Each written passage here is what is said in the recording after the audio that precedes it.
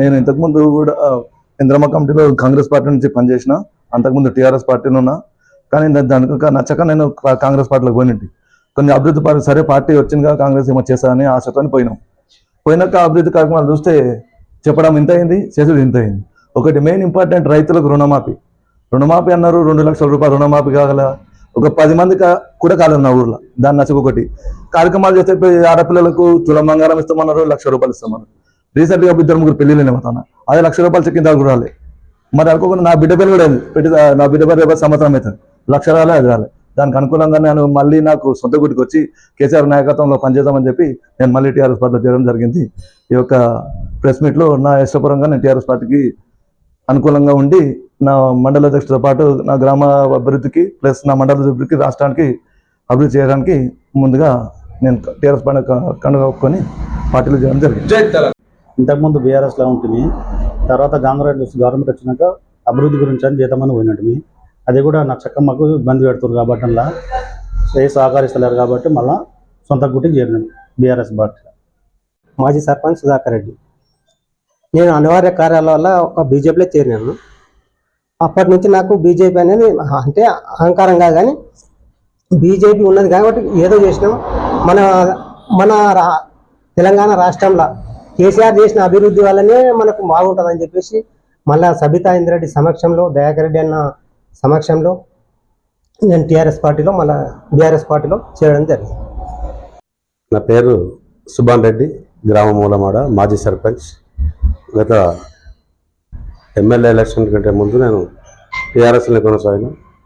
కొందరి ఒత్తిడి వల్ల అందరి ఒత్తిడి కాదు, అందుకు నేను ఆ ఒత్తిడి వల్ల నాకు టీఆర్ఎస్ఏ ఇష్టం, కానీ వీళ్ళ ప్రబోధం వలన నేను బీజేపీలోకి చేయడం జరిగింది. బీజేపీలో కొన్ని దినాలు కొనసాగినాం. అందులో కూడా ఏమంత అభివృద్ధి కార్యక్రమాలు లేవు. కాకపోతే నాకు మళ్ళీ ఒక కేసీఆర్ చేసిన పనులు నాకు గుర్తొచ్చినాయి. నాకు ముఖ్యంగా రైతులు కాబట్టి 24 గంటల కరెంటు బాగా నచ్చింది. డిస్ట్రిక్ట్లు, గ్రామ పంచాయతీలు ఆయన వల్లనే నేను సర్పంచ్ చేయగలను. లేకుంటే అదే ఆమ్లెట్ విలేజ్ ఉంటుండే, అదే దానికి పోతుంటే మేము ఉప సర్పంచ్ ఒక వార్డు మెంబరే ఉంటుండే. అది కూడా కేసీఆర్ మాకు బాగా నచ్చింది. మళ్ళీ 24 గంటల కరెంటు కానీ, మళ్ళీ మిషన్ భగీరథ అయితే ఇంకా ఆ నీళ్లు, మళ్ళా కొన్ని చేయని పనులు కూడా కళ్యాణ లక్ష్మి అనలేదు, ఇవన్నీ అన్ని పనులు కూడా బాగా చేసిందని చెప్పేసి మళ్ళీ మాకు బీఆర్ఎస్ఐ బాగుంటుంది. మళ్ళీ మాకు రైతులకు 24 గంటల కరెంటు, మళ్ళీ ఎమ్మెల్యేలకు క్యాంప్ ఆఫీసులు, డిస్ట్రిక్ట్ కలెక్టర్ ఆఫీసులు, కలెక్టర్లు ఎన్నో కార్యక్రమాలు చెప్పని చేసాడు.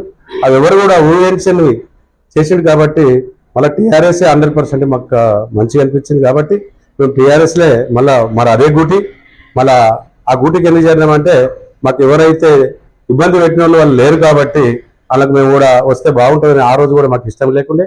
ఈ రోజు నాడు మాకు టీఆర్ఎస్ఏ మంచిగా ఉంది. ప్రతి ఒక్కరు కూడా టీఆర్ఎస్ఏ కోరుకుంటున్నారు. అందు గురించి ఇందుకే టీఆర్ఎస్ కొనసాగాలని చెప్పేసి మా మండల ప్రెసిడెంట్ తోటి, ఎంపీ తోటి, దయాకర్ రెడ్డి తోటి, మన మేడం సమక్షం సబితా ఇంద్రెడ్డి ఆధ్వర్యంలో మేము చేయడమైనది. ఈ రోజు కూడా మా గ్రామస్తులు, మా ఉప సర్పంచ్, మా కొంతమంది అందరు ఓటర్స్ అని అందరు కానీ సహకరిస్తారు అని చెప్పేసి ముంగల బాగుంటుందని చెప్పేసి ఇలా చేయడమైనది అని చెప్పేసి కోరుకుంటున్నాం. ఏదైతే అధికార పార్టీ గెలిచి 22 నెలలు అవుతుందో, గెలిచిన తర్వాత ఇచ్చిన హామీలు ఏదైతే 420 హామీస్ ఉన్నాయి, దానికి తోడు 6 గ్యారంటీస్ ఉన్నాయి, ప్రధాన 6 గ్యారంటీస్, అవి ఏది కూడా అమలు చేయకపోవడం జరిగింది. ఇక్కడ ఉన్నటువంటి కూడా పెద్ద పెద్ద లీడర్స్, ఒక్కొక్క విలేజ్కి సర్పంచులు, అనుభవజ్ఞులు అందరూ కూడా అప్పుడు ఏదైతే ఎమ్మెల్యే ఎలక్షన్స్ కావచ్చు, ఎంపీ ఎలక్షన్స్ కావచ్చు, ఆ టైంలో పోవడం జరిగింది. పోయి సరే ఒకసారి మార్పు వాళ్ళకి అవకాశం ఇద్దాం, 10 సంవత్సరాలు టీఆర్ఎస్ ప్రభుత్వం నడుస్తుంది కదా, ఉత్తర్వులకు ఛాన్స్ ఇద్దామని అనుకుని పోయారు వాళ్ళు. కానీ వాళ్ళు మా పార్టీ, మా సొంత పార్టీ. కానీ పోయిన తర్వాత వాళ్ళకి అర్థమైపోయింది అందులోపల ఉట్టి అబద్ధాలు, అందులో పసలేదు. మార్పు అనే అవకాశం ఇచ్చినాం కానీ అంతా అబద్ధాల పార్టీ, అబద్ధాల హామీలు, వాటితోటి ఏమి కూడా ముందుకెళ్ళది అని చెప్పేసి వాళ్ళు అర్థం చేసుకున్నారు 22 months లోపలనే. ఇట్లా వీళ్ళే కాకుండా 32 విలేజ్లలో 32 సర్పంచులు అందరూ కూడా ఇదే విధంగా రోజుకు వారంకి ఇద్దరు ముగ్గురు రావడం జరుగుతుంది. ఖచ్చితంగా సొంత పార్టీ, సొంత మండలం లోపల ఇక్కడ మనకి ఏదైతే ఉందో మన బీఆర్ఎస్ పార్టీ గుర్తుపైన గెలిచినటువంటి ఎమ్మెల్యే గారు పార్టీ మారి చాలా బాధ పెట్టడం జరిగింది.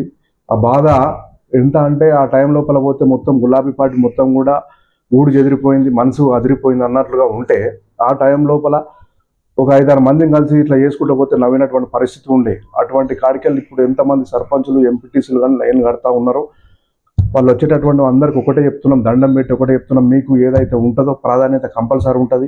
మీ సేవలు పార్టీ ఎక్కడైతే మీకు కావాలనుకుంటుందో అక్కడ మీకు కంపల్సరీ అవకాశాలు ఉంటాయి. ఎవరు కూడా మీరు సంకోచించవద్దు. ఇది 100% మనకు సబితారెడ్డి గారి నాయకత్వం ఉన్నది. మరియు రాష్ట్రం లోపల ఉన్నటువంటి వర్కింగ్ ప్రెసిడెంట్ కేటీఆర్ గారు ఉన్నారు. త్వరలోపలనే కేటీఆర్ గారితో మనం మీటింగ్ పెట్టుకోవాల్సినటువంటి అవసరం కూడా ఉన్నది. పిలిపిస్తామండి. ఖచ్చితంగా రేపు పొద్దున ఇంతటితోటి కాంగ్రెస్ ప్రభుత్వం అయిపోయింది.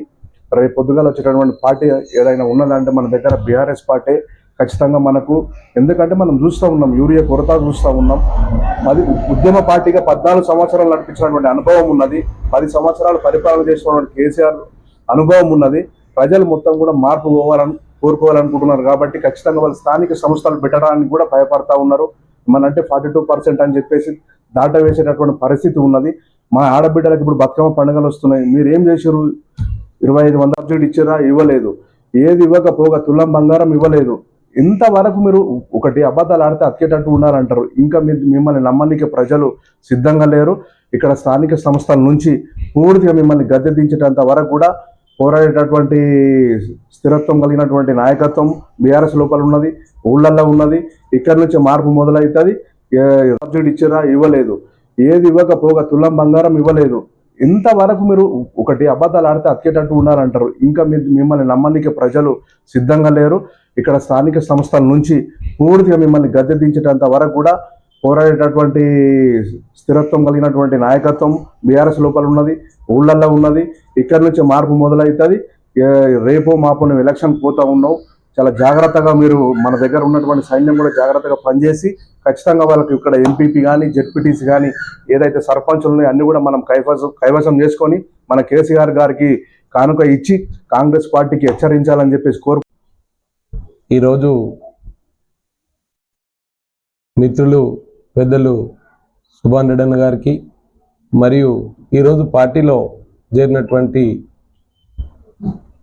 కృష్ణారెడ్డి గారికి, మైపాల్ రెడ్డి గారికి మరియు మూలమాడ ఉప సర్పంచ్ శ్రీనివాస్ యాదవ్ గారికి మరి విలేజ్ నుంచి వచ్చిన అందరికీ పేరు పేరున మా బీఆర్ఎస్ పార్టీ పక్షాన స్వాగతం పలుకుతున్నాం.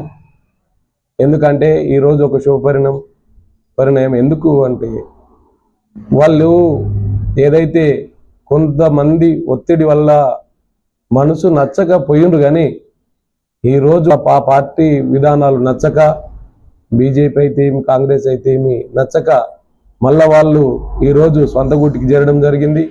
బీఆర్ఎస్ పార్టీ పక్షాన నవాపేట మండల శాఖ తరఫున ఏ సర్పంచ్ కానీ ఏ ఎంపీటీసీ వచ్చినా కూడా ఎప్పటికీ మీ సొంత గూటి తలుపులు తెరిచే ఉంటాయి. అందరూ కూడా రావడానికే మేము స్వాగతం పలుకుతున్నాం. బీఆర్ఎస్ పార్టీ నవాపేట మండలం కంచుకోట అనే విధం ఏదైతే ఉందో దాన్ని నిరూపణ చేసి చూపిస్తాం. ప్రజల ఆశీర్వాదంతో నవాపేట మండలంలో ఉన్న అన్ని సర్పంచులు కానీ ఎంపీటీసీలు కానీ మేము గెలవనీకే ప్రయత్నం చేస్తున్నాం. ప్రజలు ఆశీర్వదిస్తున్నారు. గట్టి ధీమాగా ఉంది. ప్రజల ఆశీర్వాదంతో మళ్ళా నవాపేట మండలంలో ఎగిరేది బీఆర్ఎస్ జెండాని. ఎందుకు చెప్తున్నా అంటే ఈరోజు బీఆర్ఎస్ పార్టీ అధికారంలో ఉన్నప్పుడు చేసిన మంజూరైన రోడ్లు ఏమైనాయి? అవి టెండర్ అయిన వర్కులు ఎందుకు పనిచేస్తలేరు? మీరు గుబ్బడి పత్తేపూర్ కానీ పూలపల్లి టు ఎల్లకొండ వరకు కానీ నవాపేట టౌన్లో కానీ ఈ రోడ్లు ఏమైనాయి? రేపు పొద్దుగా ఈ నవాపేట మండలంలో ఉన్న ప్రజాప్రతినిధులు ఏమైంది? మీకు ఓట్లప్పుడు తప్ప ప్రజలు గుర్తుకు రారా? రేపు స్థానిక సంస్థల ఎలక్షన్ వస్తే మా పార్టీకి మా గుర్తుకు ఓటేయమని ఓట్లు అడుగుతారు కదా. అభివృద్ధి గురించి పోయినా అని మాట్లాడుతున్నారు స్థానిక ఎమ్మెల్యే గారు. 2 సంవత్సరం పైన అయిపోయింది మీరు పోయి. ఏం అభివృద్ధి చేసిరు నవాపేట మండలికని నేను అడుగుతున్నా. ఈరోజు ఒక ప్రైవేట్ వ్యక్తి అక్కడక్కడ జేసీబీ సాయంతో గుంతలు పుడుస్తున్నారు. ఆ మాత్రం మీరు చేయలేరా? ఈ రోజు ప్రజలకు మీరు ఏ విధంగా సమాధానం చెప్పగలుగుతున్నారు? ఒక ప్రజాప్రతినిధి, ఏ అనామకుడు ఎవరో ముఖముఖం తెలియని వ్యక్తి ఈ రోజు ప్రజా సేవ చేయడానికి ముందుకు వస్తున్నారు.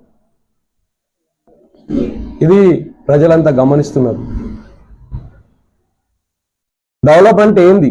డెవలప్ అంటే ప్రజలకు ఏదైతే రోడ్ల సౌకర్యం కానీ వైద్య సౌకర్యం కానీ ఇది డెవలప్, ఇది కావాలి ప్రజలకు. మేము కాంగ్రెస్ గవర్నమెంట్ వచ్చిన 6 నెలల నుంచి ప్రజల పక్షాన రైతు రుణమాఫీ కాకపోతే రోడ్లపైన కలెక్టర్ గారికి ఎన్నిసార్లు విన్నవించినాం. దాని మీద మీరు ఎందుకు స్పందిస్తలేరు? రోడ్ల మీద నవాపేట మండలంలో ఉన్నప్పుడు ఏ గ్రామానికి వెళ్ళినా రోడ్లు చూస్తే మీకు అర్థమవుతుంది.